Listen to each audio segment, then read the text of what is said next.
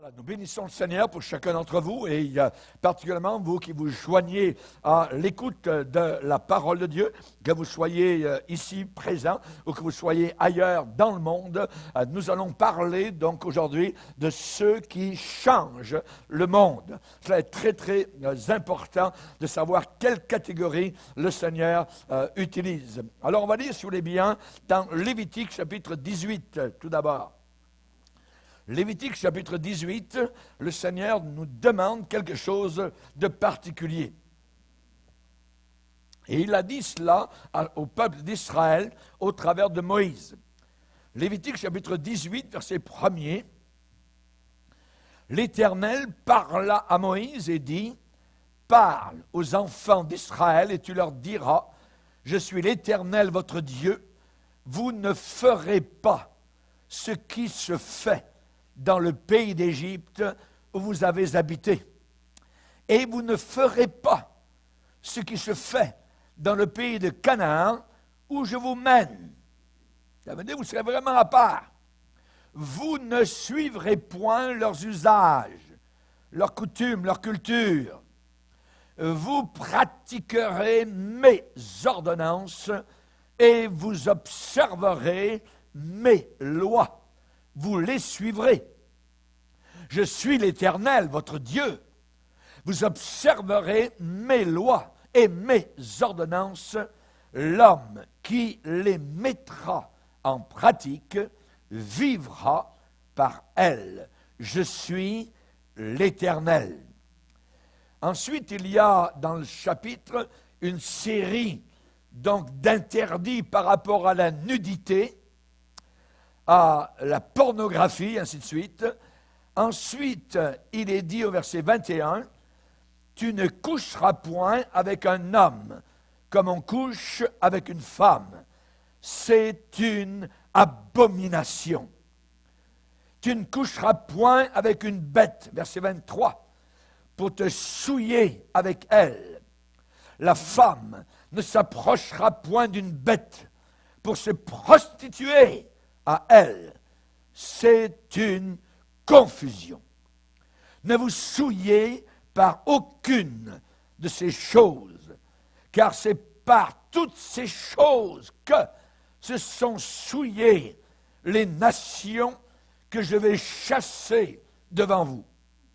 Le pays en a été souillé. Je punirai son iniquité et le pays vomira ses habitants. Amen. Seigneur, nous te bénissons et te glorifions pour ta puissante parole.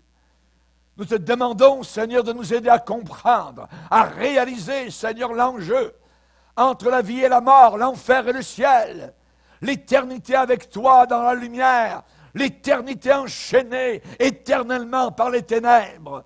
Nous te demandons, Seigneur, de nous aider à changer ceux qui sont autour de nous. Nous te prions, Seigneur, par la puissance du Saint-Esprit, de te révéler dans ces jours de la fin des temps. Et nous y sommes. Nous te prions, Seigneur, que nous puissions comprendre, réaliser que ta parole n'a pas été donnée en vain et que l'on ne se moque pas de Dieu. Ce qu'un homme sème, il le récoltera. Ce qu'une génération sème, elle le récoltera. Nous te demandons de nous aider à comprendre ta parole aujourd'hui et de nous aider à faire partie de ceux qui changent les gens autour de nous. Dans le nom puissant du Sauveur Jésus, Amen. Et tout le peuple dit Amen. Gloire à Dieu. On peut s'asseoir, frères et sœurs, chers amis. Ceux qui changent le monde. Vous savez que notre monde a besoin de changer. Il est en train de changer. Il est en train de changer pour le mal. Il est en train de se tourner vers les démons de l'enfer qui travaillent overtime pour essayer de séduire l'humanité entière. Et dans leur méchanceté, ils veulent emmener le monde vers l'enfer éternel, car eux, ils savent qu'ils sont condamnés. notre monde. Chers amis, la Bible déclare certains malheurs. Et lorsque la Bible parle de cela, ce n'est pas le livre de Nostradamus ou le Coran, c'est la Bible, la parole de Dieu. Et la Bible dit « Malheur à ceux qui tirent l'iniquité avec les cordes du vice, et ceux qui tirent le péché comme avec les traits d'un char, et qui disent que Dieu hâte, qu'il accélère son œuvre, afin que nous puissions la voir. » Et ensuite, Dieu dit dans Ésaïe 5, verset 20, « Malheur à ceux qui appellent le mal bien, et malheur à ceux qui appellent le bien mal. Malheur à ceux qui changent les ténèbres en lumière, et qui changent la véritable lumière en ténèbres, qui changent l'amertume en douceur, et qui changent la douceur en amertume. Malheur à ceux qui sont sages à leurs propres yeux et qui se croient intelligents. » La Bible dit que les hommes se croyant intelligents sont devenus fous. C'est le verdict de la Bible. Et donc, on change les ténèbres en lumière, on change la véritable lumière, la parole de Dieu en ténèbres, on n'en veut plus. On change l'amertume en douceur, on change la douceur en amertume. Tout est changé et actuellement le monde est en train de changer et se tourner vers l'enfer. La Bible déclare que les hommes n'ont pas glorifié Dieu comme étant Dieu et ne lui ont pas rendu grâce. Il est dit qu'ils ont changé, dans Romains 1er chapitre, la vérité de Dieu, ils l'ont changé en mensonge. En mensonge. Qu'est-ce qu'ils nous disent autour de nous? Ah, qui a écrit ce livre? Ça a été écrit par les hommes. C'est pas vrai. Ça veut dire que c'est du mensonge. Donc, ils ont changé la vérité de Dieu en mensonge. Et qu'est-ce qu'ils ont fait? Au lieu d'adorer, comme nous le faisons, Dieu, le Créateur, ils ont adoré la créature. Est-ce possible? Voyez? Est-ce possible? À un autre endroit qui vient plus proche de l'Église, à l'ombre de l'Apocalypse, Jude nous parle de personnes qui s'infiltrent à l'intérieur de l'Église et qui changent les choses millénaires, la doctrine de l'Église. Et là, il est dit que nous devons combattre. Ça veut dire lutter. Ce mot combattre, c'est agonizo en grec, qui veut dire nous devons littéralement agoniser, combattre. Combattre quoi? Qui? La Bible dit, je vous exhorte, Jude, le verset 3, à combattre pour la foi, la véritable foi, qui a été transmise aux saints une fois pour toutes. Si on vous annonce quelque chose de nouveau, c'est que c'est faux. Écoutez bien, chrétiens, chrétiennes de la fin des temps. Si on vous annonce quelque chose de nouveau, c'est que c'est faux. Il n'y a rien de nouveau dans la parole de Dieu, dans la doctrine, dans la sainte doctrine qui nous a été transmise, que dit Jude, une fois pour toutes. Ça veut dire que c'est la même chose qu'il y a 2000 ans. Une fois pour toutes. Touche pas à mon évangile. La Bible nous dit dans 1 Corinthiens 15, cet évangile par lequel vous êtes sauvés, si vous le gardez tel quel. Autrement, vous auriez cru pour rien. Si c'est nouveau, c'est faux. Si c'est nouveau, c'est faux. Vous devez vous planter ça dans la tête. Si c'est nouveau, c'est faux. Nous devons combattre pour la foi qui a été transmise aux saints, une fois pour toutes. Et Jude déclare, pourquoi combattre, pourquoi agoniser? Il dit, il s'est glissé parmi vous, au milieu de l'Église. Il s'est glissé Comme un crocodile se glisse dans l'eau doucement. Comme un serpent se glisse à l'intérieur d'une maison. Il s'est glissé parmi vous, donc c'est au milieu des chrétiens, certains hommes dont la condamnation est écrite depuis longtemps. L'expression « écrit depuis longtemps » dans le texte grec original, c'est « programmatos ». Nous connaissons ça dans notre génération. Leur condamnation a été programmée, écrite depuis longtemps. Et qu'est-ce que font ces gens qui sont glissés au milieu des chrétiens? Ils changent. Que changent-ils? Ils changent la grâce de Dieu en dissolution, en pourriture, en saleté, en perversion. Ils changent la grâce de Dieu.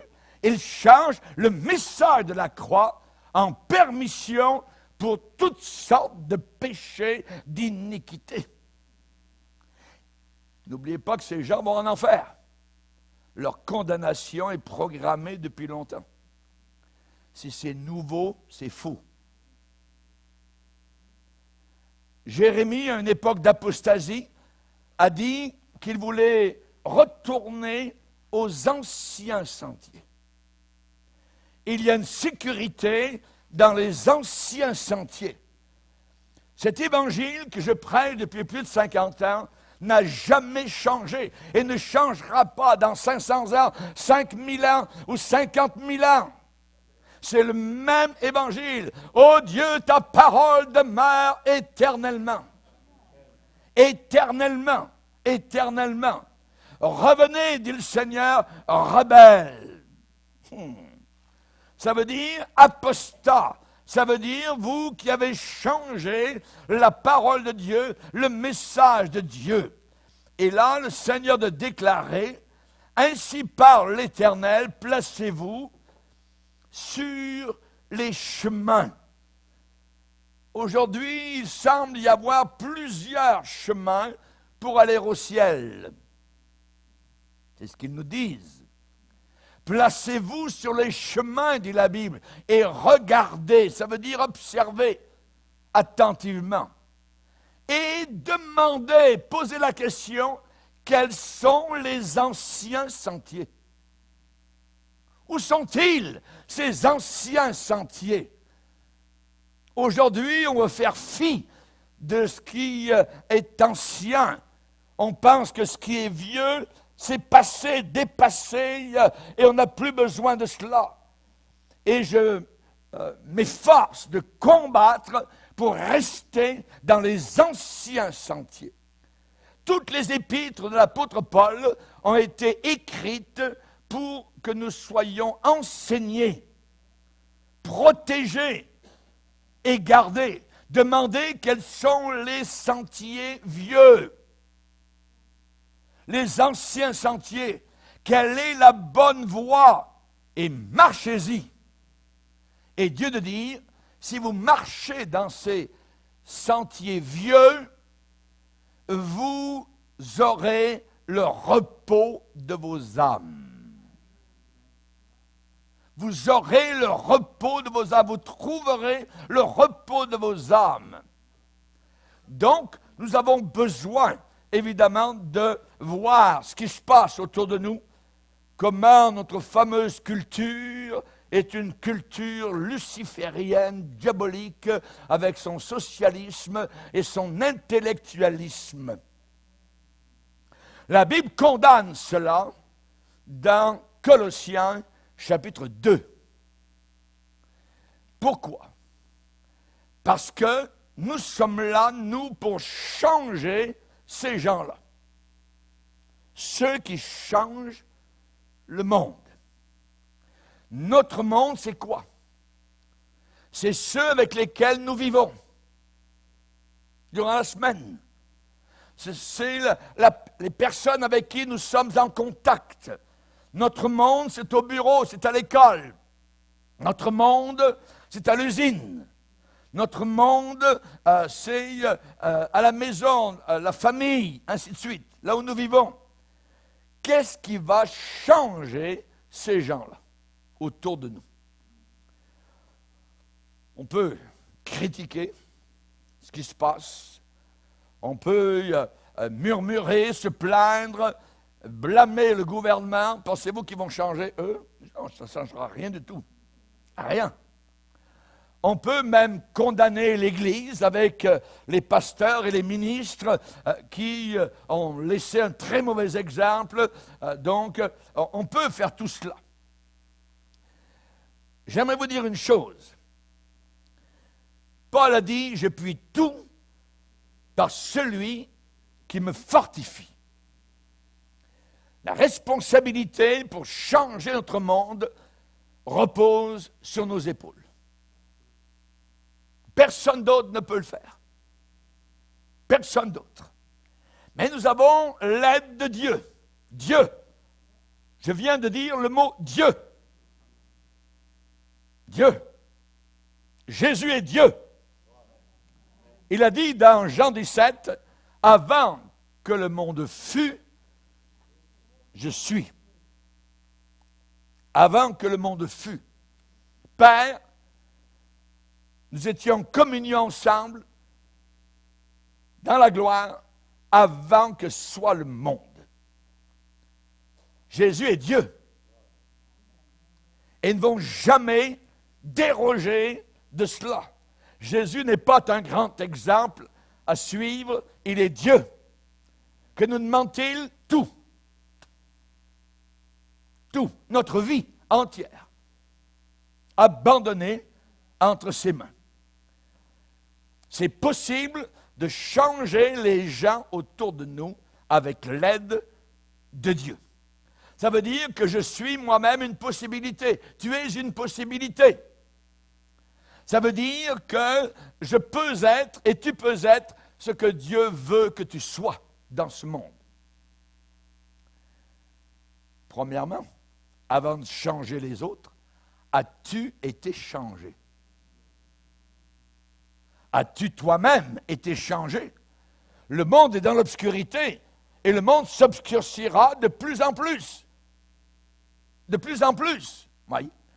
Et les chrétiens ont la réponse.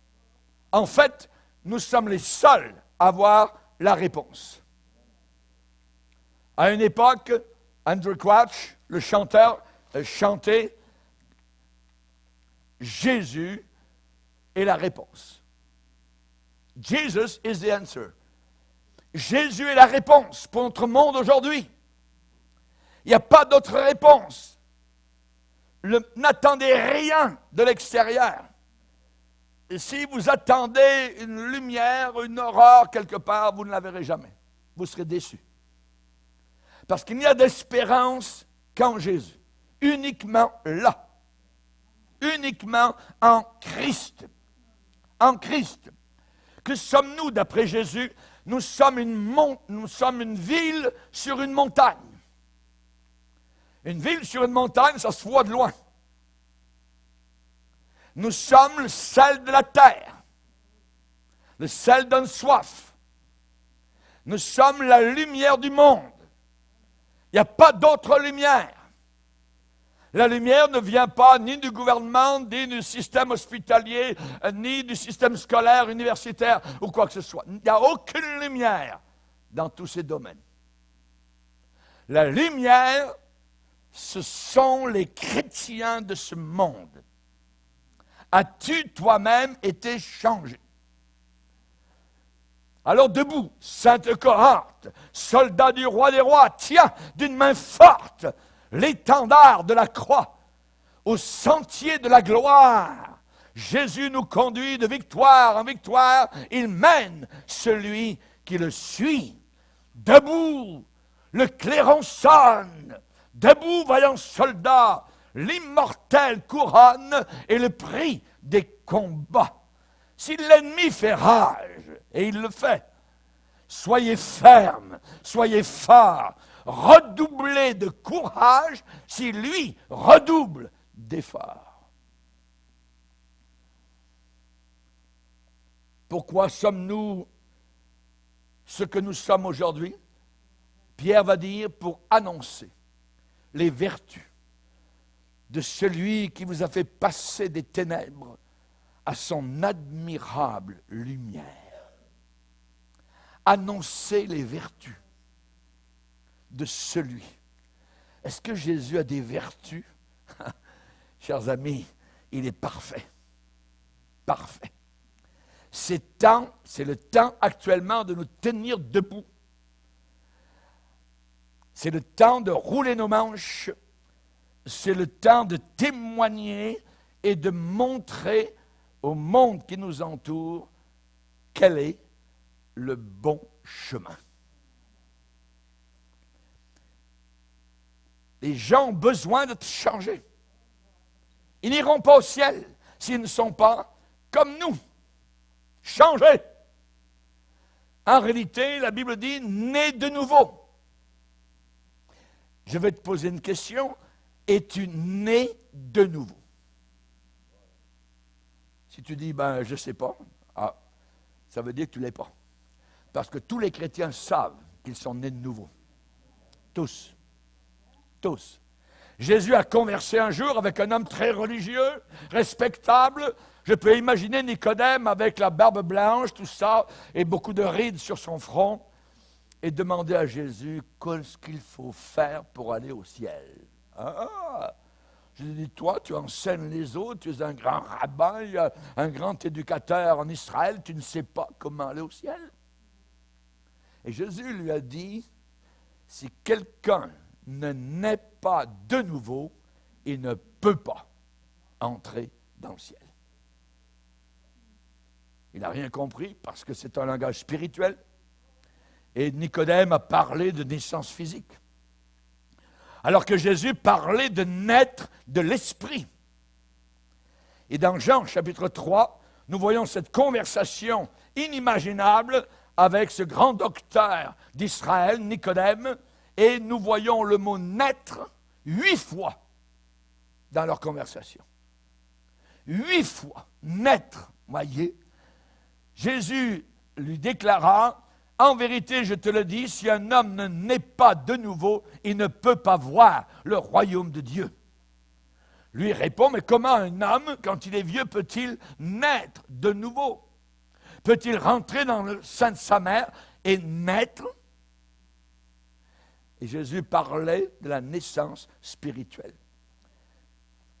J'ai lu un jour un livre où le théologien disait qu'on n'a pas besoin de naître de nouveau, que Jésus en avait parlé seulement une fois. Voyez le serpent? Voyez le crocodile qui se glisse? Prenez avec moi la première épître de Jean. La première épître de Jean, pour vous donner un exemple. Première épître de Jean, chapitre 2, verset 29. Si vous savez qu'il est juste, reconnaissez que quiconque pratique la justice est né de lui. Donc on parle ici de nouvelle naissance. Un peu plus loin, verset 9. Quiconque est né de Dieu ne pratique pas le péché, parce que la semence de Dieu demeure en lui, et il ne peut pécher, parce qu'il est né de Dieu. Le chrétien peut tomber parfois dans le péché, mais il ne pratique pas le péché comme il le faisait auparavant. Il va se relever. Dans son cœur, il y a une repentance. Il va revenir vers son Sauveur. Regardez un peu plus loin. 1 Jean chapitre 4, verset 7. Bien-aimés, aimons-nous les uns les autres, car l'amour est de Dieu, et quiconque aime est né de Dieu et connaît Dieu. Regardez un peu plus loin, 1 Jean chapitre 5, verset 1er. Quiconque croit que Jésus est le Christ, le Sauveur, est né de Dieu. Et quiconque aime celui qui l'a engendré, aime aussi celui qui est né de lui. Alléluia. Ça ne vous suffit pas? Encore un. 1 Jean chapitre 5, verset 18. 1 Jean 5, 18. Nous savons que quiconque est né de Dieu ne pêche pas, ne vit plus dans le péché. Mais celui qui est né de Dieu se garde lui-même et le malin, Satan, ne le touche pas. Alléluia! Gloire à Dieu! Chers amis, Jésus a parlé très souvent de la nouvelle naissance. C'est un point primordial, c'est la porte d'entrée vers le ciel. As-tu toi-même été changé? As-tu été changé? Alléluia! Cela est très important. Et là, particulièrement, la Bible dit que si nous marchons dans la lumière, comme il est lui-même dans la lumière, le sang de Jésus nous purifie de tout péché. Merci Seigneur. Amen. Alléluia. Si on marche à la lumière de la parole de Dieu, si on croit véritablement à Jésus-Christ, eh bien, on peut faire partie de ceux qui changent le monde. Ceux qui changent le monde. Parce qu'on a été nous-mêmes, premièrement, changés. Regardez la rencontre de Jésus avec la Samaritaine. Une femme qui était, je dirais, totalement dans le désarroi. Elle avait vécu avec plusieurs bonhommes. Elles avaient marié pour certains. Et là, finalement, elle vivait avec un autre homme qui n'était pas son mari. Elle vivait en concubinage. Elle cherchait. Elle cherchait. C'est quoi ici-bas sur terre? C'est quoi le bonheur? Voyez? Eh bien, Jésus a parlé à Samaritaine et il a parlé que la communion avec Dieu, la vie avec le Seigneur, c'était comme boire de l'eau. Quand vous buvez de l'eau. Jésus a pris cet exemple-là comme boire de l'eau. Voyez? Premièrement, c'est quelque chose de délibéré. Je veux boire. Deuxièmement, je bois.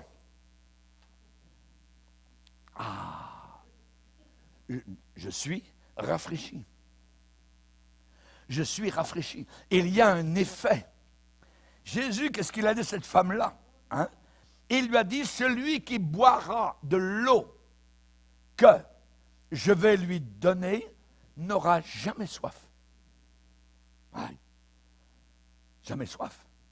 Et l'eau que je lui donnerai deviendra en lui une source d'eau qui jaillira jusque dans la vie éternelle. La femme a dit, Seigneur, donne-moi de cette eau, que je n'ai plus besoin de venir ici. Elle est encore sur le domaine physique. Avez-vous été transformé par le Seigneur? Si quelqu'un est en Christ, il est une nouvelle création. Est une nouvelle création. Est-ce que tu peux regarder ta vie passée et dire, ça c'était l'ancienne vie? Si quelqu'un est en Christ, il est une nouvelle créature. Les choses anciennes sont passées. Voici que maintenant, toutes choses sont devenues nouvelles. Les choses sont devenues nouvelles. C'est une vie tout à fait fraîche, une vie que nous expérimentons jour après jour et que le Seigneur nous accorde par la puissance du Saint-Esprit. Alléluia. Si quelqu'un est en Christ, être en Christ. Es-tu en Christ? On comprend pourquoi Satan pousse nos concitoyens à blasphémer cette expression. Parce qu'elle est une des plus importantes. Être en Christ. Être sauvé. Ça ne veut pas dire être en colère. Ça veut dire être sauvé. Être libéré. Être pardonné, être justifié. As-tu été changé? Je ne vous demande pas si vous allez à l'église. Je ne vous demande pas si vous prêchez même. Je ne vous demande pas si votre maman était une sainte ou quoi que ce soit, ou si vous siégez sur un comité d'église, ou si vous êtes diacre ou diaconesse. Je vous demande, avez-vous été changé? Changé par la puissance du Saint-Esprit. Rappelez-vous la croix, n'oubliez jamais l'œuvre de la croix. Le prix payé. Sur la croix, il y a eu du sang, du véritable sang rouge qui a coulé. Mais aujourd'hui, Jésus est vivant. Je lui ai parlé ce matin. Alléluia. Si tu crois que Dieu l'a ressuscité d'entre les morts, tu seras sauvé. Ce qui veut dire que la résurrection de Jésus, tous les chrétiens y croient. Tous les chrétiens parce qu'ils sont sauvés. L'ange a dit aux femmes qui étaient venues ce matin, là pour voir ce qui se passait autour du tombeau, un ange, comme un éclair, habillé d'un habit blanc, d'une beauté inimaginable, a déclaré: femmes, pourquoi cherchez-vous parmi les morts celui qui est vivant? La Samaritaine, elle cherchait parmi les morts. Je cherchais parmi les morts. Et parmi les morts, vous ne trouverez rien du tout. Ne cherchez plus parmi les morts celui qui est vivant. Il est vivant. Et il te parle maintenant par son Saint-Esprit à ton cœur. Il a pris tes péchés. Cette fameuse culpabilité. Aujourd'hui, on ne veut plus de la culpabilité. On veut l'appeler par autre chose, on veut la couvrir, on veut la jeter. Non, je ne suis pas coupable. Hein, les gens veulent vivre comme ils veulent, quand ils veulent. Non. Cette culpabilité, elle a été enlevée uniquement par le sang qui a coulé à la croix. Alors, peut-être que ça serait bon de dire au Seigneur, pour certains, ce matin, aujourd'hui, Seigneur, je te demande pardon pour mes péchés. Seigneur, je n'ai pas vécu pour toi, je me repens, je crois que tu es ressuscité d'entre les morts et que tu es mon sauveur. Je te reçois maintenant dans mon cœur. Alléluia. La Bible dit à tous ceux qui l'ont reçu, il a donné le pouvoir de devenir enfants de Dieu. Auparavant, nous étions créatures de Dieu, enfants du diable, et nous obéissions à notre Père. Maintenant, nous changeons de camp, et nous venons au salut. Et une fois que nous sommes sauvés, nous voulons faire partie de ceux qui changent les autres. Qui changent les autres. Vous dites, pasteur, je n'ai pas la capacité, je ne sais pas parler, je n'ai pas assez lu ma Bible, je ne connais pas suffisamment. L'apôtre Pierre était un pêcheur de poissons. Il avait les grosses mains, calleuses. Si vous approchiez un peu proche de lui, ça sentait le poisson. Ce n'était pas un intellectuel, absolument pas. Oui. Il venait de Capernaum, au nord d'Israël, au bord du lac de Galilée, et un jour, il a abandonné sa vie à Jésus. Il a entendu un jeune homme l'appeler du bord de la plage, « Suivez-moi, je vous ferai pêcheur d'hommes. » Et il a abandonné la barque. Il a été comme attiré par un aimant. Ce jeune homme l'avait appelé. Et le jeune homme s'appelait Jésus. Alléluia. Il a abandonné sa vie à Jésus. Plus tard, nous voyons que le jour de la Pentecôte, il a été rempli du Saint-Esprit. Après le jour même de la Pentecôte, il a prêché un message aux Juifs. Et là, il a lancé le filet, comme il le faisait en Galilée, et il a tiré 3000 poissons. Je te ferai pêcheur d'hommes. Tu vas pêcher des hommes. Je suis venu chercher, sauver ce qui était perdu. Perdu. Avant que nous soyons sauvés, nous étions perdus. Si vous pensez que vous n'étiez pas perdu avant, alors vous mettez les doigts dans les yeux. Vous étiez perdu, j'étais perdu avant d'être sauvé. Le même apôtre Pierre a prêché l'évangile chez des non-juifs, chez Corneille, et là encore, il a lancé le filet, et là, tous ceux qui étaient là ont été sauvés. J'aimerais vous dire que cet homme qui a été utilisé par le Seigneur, un jour, il a dit devant une servante, Jésus, je ne le connais pas. Je ne connais pas Jésus. Jésus avait dit, Pierre, avant que le coq chante, tu vas me renier 3 fois. Ha! Jamais de la vie. Pierre était prompt et passait par-dessus la parole de Jésus. Ça veut dire qu'il se croyait fort, il se croyait puissant, il se croyait investi de quelque chose qui ne pourrait jamais tomber, s'écrouler ou s'effondrer, absolument pas. Et devant ces gens-là, deuxième fois, mais oui, t'es Galiléen, on te reconnaît. Non! Tu parles de quoi? Et vous connaissez l'histoire, quand le coq eut chanté 3 fois, il l'avait renié 3 fois. Dieu utilise des gens comme ça. Comment est-ce possible? Parce qu'il a reconnu sa faiblesse. Il a reconnu sa faiblesse. Reconnaître notre faiblesse est un don de Dieu. Quand je suis faible, c'est là que je suis fort. Quand je reconnais que je suis très, très faible, la Bible dit que nous devons faire très attention par rapport au péché qui nous enveloppe si facilement. Si facilement. Pierre pensait que non. Jésus, tu te trompes, tu viens de dire une erreur. Jésus savait ce qu'il disait. Avant que le coq chante, tu m'auras renié 3 fois.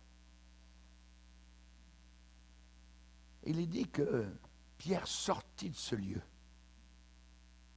Et avant de sortir, Jésus était là. On l'a emmené. Et il est dit que leurs regards se croisèrent. Pierre est sorti. Le regard de Jésus. Il n'a pas eu besoin de parler beaucoup. Il n'a rien dit, Jésus. Il l'a regardé. La Bible dit qu'il le regarda. Et ensuite, il est sorti et il a pleuré amèrement. Est-ce que c'est ce qui t'est arrivé cette semaine? Pleurer amèrement. Sortir. On a besoin d'un lieu à part. On a besoin il faut mettre les choses en règle avec le Seigneur. Et le chrétien a besoin d'un lieu de solitude pour nettoyer son cœur, pour demander pardon. Il n'a jamais oublié ce regard, jusqu'au jour où il l'a revu là-haut, au nord, un matin, ou dans un déjeuner-causerie au bord du lac de Galilée. Jésus lui a dit, Pierre, viens, on va prendre une petite marche ensemble. Première fois qu'il revoyait Jésus depuis qu'il l'avait renié. Qu'est-ce que Jésus lui a posé comme question? M'aimes-tu? Quand nous péchons, est-ce que nous aimons Jésus? On passe par-dessus. On passe par-dessus sa parole. On transgresse. Transgresser, passer par-dessus. On passe par-dessus ce qu'il dit. Et ensuite, on est obligé d'en porter le poids. Et c'est toujours la tristesse. On s'est fait avoir. La Bible parle des convoitises trompeuses. On nous a trompés. Et ce sera toujours la même chose. Tout le temps. Jésus, peut-il utiliser un être semblable? Eh bien oui. Parce qu'il l'a restauré, parce qu'il l'a réhabilité, parce qu'il l'a ramené. Et après les questions, m'aimes-tu? Il lui a dit, paie mes brebis. Ça veut dire l'exemple que tu as laissé est un très piteux exemple. Alors maintenant, sois un bon exemple. Et jusqu'à sa mort, Pierre a été un bon exemple. Il nous a écrit 2 belles épîtres. Il a gagné des milliers de personnes au Seigneur Jésus-Christ. Partout où il allait, les gens étaient bouleversés. Il n'est jamais retourné à son reniement. Dieu l'a utilisé. Avait-il fait l'école biblique? Avait-il été à l'université de son époque, dans les écoles rabbiniques? Non! Dieu l'a utilisé parce qu'il l'a rempli, baptisé, plongé, immergé dans le Saint-Esprit. Le Saint-Esprit va vous enseigner, je dirais, en 1 heure, ce que dans toute une vie, vous n'auriez pas pu le faire avec des livres théologiques. La puissance du Saint-Esprit. Jusqu'à un point où il était tellement rempli que quand il passait dans les rues d'une ville, on apportait des malades et juste son ombre, l'ombre de Pierre, passait sur les malades et tous les malades étaient guéris. Tous. Était-ce l'ombre de Pierre? Non! C'était l'ombre de celui qui l'habitait. L'ombre du Tout-Puissant. Alléluia! À Dieu soit toute la gloire. Et si Dieu est en toi, alors il veut t'utiliser et il peut t'utiliser pour changer le monde autour de toi. Par la puissance du Saint-Esprit. C'est le Saint-Esprit qui va convaincre autour de toi de péché, de justice et du jugement à venir. C'est lui, le Saint-Esprit, qui va faire cela au travers de toi. Alléluia. Incroyable autour de la vie de ce pêcheur de poissons. Dieu a manifesté sa vie, la vie de l'Esprit, en un seul homme, sans instruction. Sans instruction. L'Église aujourd'hui, elle est bardée d'instructions, de livres, de théologie, de cours, de conférences sur toutes sortes de sujets, à bric-à-brac. Nous avons besoin du Saint-Esprit de Dieu uniquement. L'Esprit de Dieu est la parole. Un jour, il a rencontré un homme paralytique. Je n'ai ni or ni argent, je n'ai aucun diplôme théologique, je n'ai aucun diplôme universitaire, mais ce que j'ai, je te le donne. Lève-toi, marche, paf! L'homme s'est levé à marcher, et là, des milliers de personnes ont été ébahies devant la puissance de Dieu. C'est Pierre. C'est Pierre. Il est à notre taille. Pierre. On l'aime bien, Pierre, parce qu'il est rough, parce qu'il fait des gaffes continuellement, mais il est utilisé par le Seigneur. Dieu l'utilise. Alléluia. Gloire au Seigneur. Un homme bien commun, mais qui a changé l'histoire de milliers de personnes par la puissance de Dieu en lui. Prenons Paul. Paul, c'est différent. Dieu l'a utilisé pour changer le monde aussi. Lui, c'était pire, il tuait les chrétiens. Ouais. Vous dites, mais Dieu ne peut pas m'utiliser parce que dans mon passé, moi, c'est... Non. Dieu a utilisé un tueur, un religieux zélé. Et je dirais, quoi que ce soit qui soit arrivé à l'apôtre Paul, avant qu'il change les autres, il a été changé lui-même.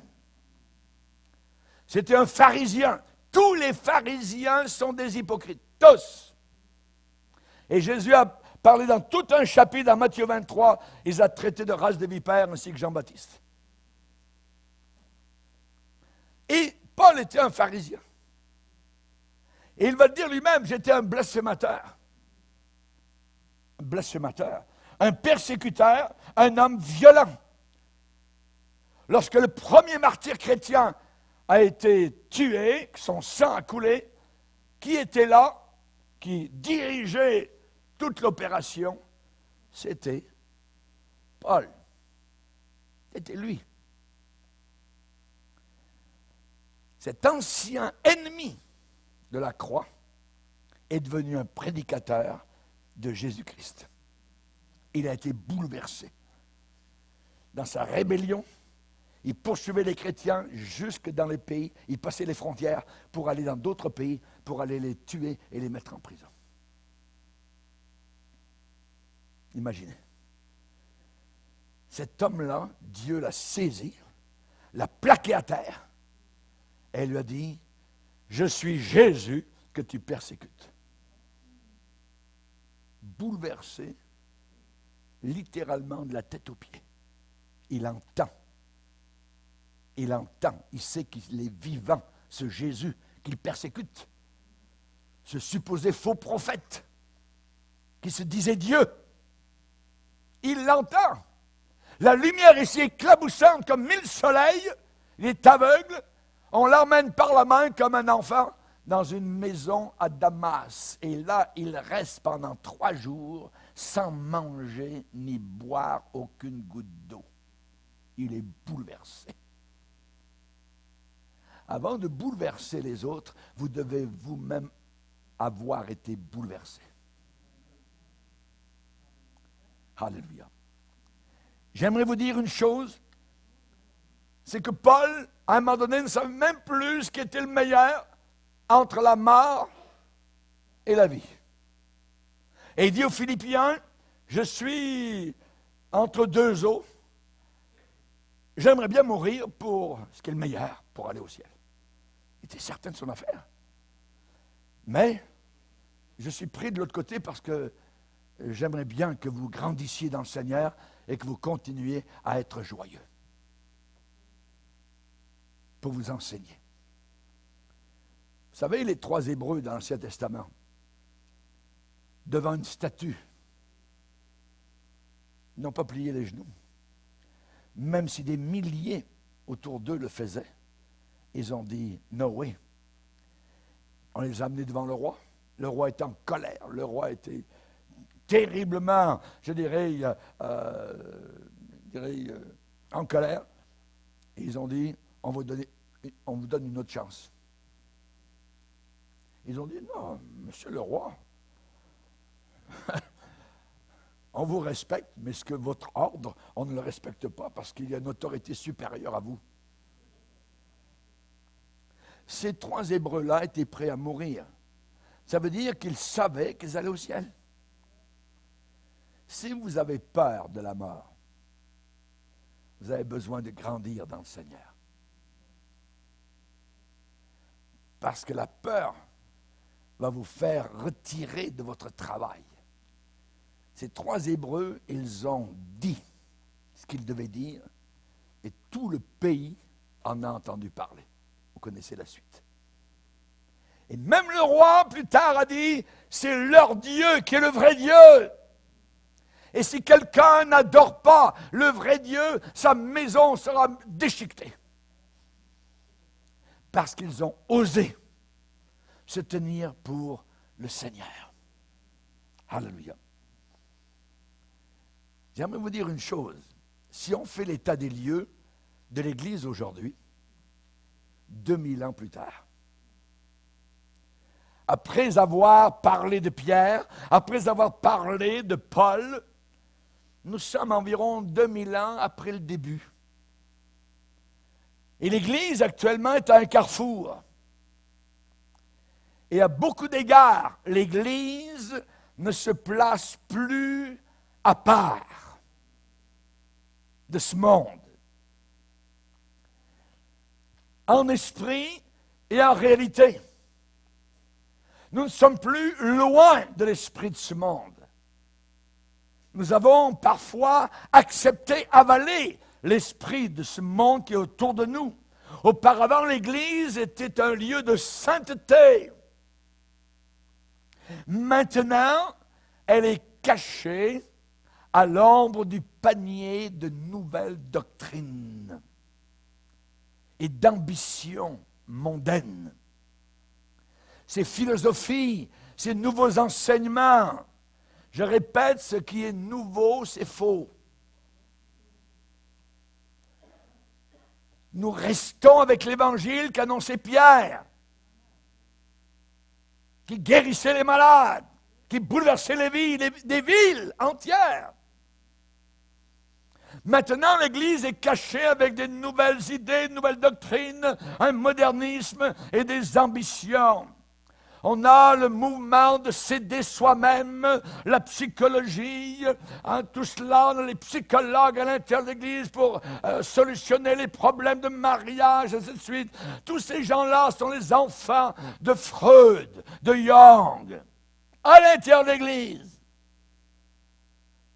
Allez parler de la psychologie à l'apôtre Paul. Il va vous en parler dans Colossiens chapitre 2, verset 8. De fuir la philosophie de ce monde. Aujourd'hui, il n'est plus possible quasiment de discerner où est-ce que finit ceux qui sont du monde et où commence Jésus-Christ. C'est un brouillard. Et beaucoup de chrétiens deviennent la proie de ces attaques pour séduire et détruire. La Bible dit que nous ne devons plus être. Ça veut dire qu'on pourrait l'être. Nous ne devons plus être des enfants flottants et emportés à tout vent d'enseignement par la tromperie des hommes et leur ruse dans les moyens de séduction. Le nouvel âge est en train d'entrer à l'intérieur de l'Église. Le nouvel âge, ce sont des doctrines d'intellectualisme, de bouddhisme, d'hindouisme, tout ce que vous voulez, avec une couverture biblique. C'est très dangereux. Et c'est la raison pour laquelle l'enseignement des Saintes Écritures doit être la priorité numéro 1 dans une véritable Église. La Bible dit d'être enraciné. Enraciné, ça veut dire vraiment comme un arbre, un chêne qui a des racines profondes, enraciné en Christ. Et il emploie une autre image de bâtisseur, être fondé, fondation, fondé en Christ. Ce qui est important, c'est Christ, Jésus. C'est ça qui est important. Jésus. L'Église, ce n'est pas un mouvement, une organisation, c'est Jésus. On est sauvé par Jésus. Aujourd'hui, il y a des divisions qui séduisent les croyants avec l'évangile de l'estime de soi, par exemple. C'est de l'orgueil. Avec la musique rock, nous avons nos danseuses en avant qui vont montrer comment danser pour le Seigneur. Qu'elles retournent dans le monde, ces femmes-là. L'humanisme, le légalisme, le mysticisme, avec leur vision, et si ça, puis non. Cette semaine, il y avait un pasteur en France, il annonçait un réveil, tout ça, il dit, je l'ai entendu de la part du Seigneur, je vais vous le dire, tout ça. Et là, ça va se passer comme ça. Rejetez cela. Rejetez cela. Ce qui est important, c'est Christ. Christ. C'est lui, Jésus. Les spectacles chrétiens. Allez dire à l'apôtre Paul, l'apôtre Pierre, que le ministère des arts dans l'Église, quelque chose de très important. Ministère des arts. Les artistes. À l'époque gréco-romaine, il y avait des artistes. Il y avait des forums, des endroits où il y avait les comiques qui venaient en avant sur les scènes, ainsi de suite. Paul n'a jamais dit, les gars, on va faire une comédie, tout ça, puis on va qui veut faire Jésus? Toi, tu veux faire Satan? Qui fait Judas? Jamais de la vie. Les arts chrétiens, les comédies chrétiennes. C'est l'Évangile, c'est Christ que nous prêchons. C'est lui qui est important, l'homme sur la croix du milieu. Et c'est devant lui que tu fléchiras les genoux. Les sciences du comportement sont entrés dans l'Église. Science du comportement, psychologie chrétienne. La Bible dit, prenez garde que personne de vous ne fasse sa proie par la philosophie, en se détachant de Christ. Et Paul va dire dans Colossiens 2, la réalité est en Christ. La vraie chose, c'est Christ. On a besoin de retourner. Qui est Christ? Qui est Jésus? Qu'a-t-il fait? Que va-t-il faire? Allons dans ces domaines avec, je dirais, le microscope de la parole de Dieu pour nous donner une compréhension solide, basée sur la Bible, pour savoir comment faire face à ces ruses, à ces séductions, à ces artifices de ce monde. L'Église est en grand danger aujourd'hui. En grand danger. C'est l'heure la plus dangereuse que l'Église ait jamais connue. Maintenant, Satan est rusé. Il a des millénaires d'expérience. Et nous ne connaîtrons jamais toutes ces philosophies. Mais ce que nous devons savoir, c'est connaître notre Bible. Ta vie maintenant doit se passer dans la Bible. Plus tu seras attaché à la Bible, plus tu discerneras. Ça va puer le bouc qui va entrer. Tu vas le sentir. Parce que tu es attaché à la parole de Dieu. Les ruses, séductions de ce monde, ne plus être des enfants flottants, emportés à tout vent de doctrine par la tromperie des hommes. Il viendra un temps, dit l'apôtre Paul, où les hommes ne supporteront plus la saine doctrine. Ça veut dire que nous sommes en danger. Nous la supportons. Non seulement nous la supportons, nous l'aimons. Nous la serrons sur notre cœur. Jésus est le même. Il est le même, il n'a pas changé. Hier, aujourd'hui, éternellement. On se sert de ce verset pour parler de la guérison divine, que Jésus sauve aujourd'hui, guérit encore. Mais avez-vous vu le contexte dans lequel c'est noté dans la Bible? Juste après ce verset, il est dit « Et ne vous laissez pas entraîner par des doctrines diverses et étranges. » Des doctrines diverses, d'autres doctrines, et très étranges. Ne vous éloignez jamais de la simplicité de Christ. Notre âme est en jeu. Notre âme est en jeu. Les portes de l'enfer ne prévaudront pas contre l'Église du Seigneur. Paul a dit, ne vous éloignez jamais de la simplicité de Christ. C'est simple. Je ne veux pas connaître des complications, puis c'est, puis ça, puis c'est profond, puis là, oh ben là, je suis allé à telle conférence, puis c'est tellement profond, ça, il est profond. Ah ouais. Ouais. Non, il est profond, tu ne vois plus rien. Tu ne comprends plus rien, c'est trop profond. La Bible dit le contraire, ne vous éloignez jamais de la simplicité de Christ. Simplicité, ça veut dire, c'est pas compliqué, compréhensible, dépouillé d'orgueil, de hauteur. J'ai caché ces choses aux sages et aux intelligents de ce monde et je les ai montrées aux enfants. Soyons pas enfantins, mais soyons enfants. Amen. Seigneur, nous sommes devant toi. Nous sommes en ta présence et à cette heure difficile de la fin des temps, Seigneur, où ton Église est attaquée de tous bords, tous côtés, Seigneur, où te demandons de nous aider, Seigneur, à lever le bouclier de la foi avec lequel nous pourrons éteindre les traits enflammés du diable. Merci pour le casque du salut. Merci pour l'Église vivante, militante, Seigneur. Nous te bénissons pour tant de grâce et d'amour envers nous. Et nous désirons, Seigneur Jésus, alléluia, être debout pour la bataille. Alléluia. Oh, merci pour cette armure que tu as fait poser sur nous, Seigneur, armure invincible. Alléluia. Nous voulons nous en revêtir, car le triomphe est possible pour celui qui lutte à genoux. Au nom de Jésus, Amen. Et tout le peuple dit Amen, Amen. Gloire à Dieu. Levons-nous ensemble.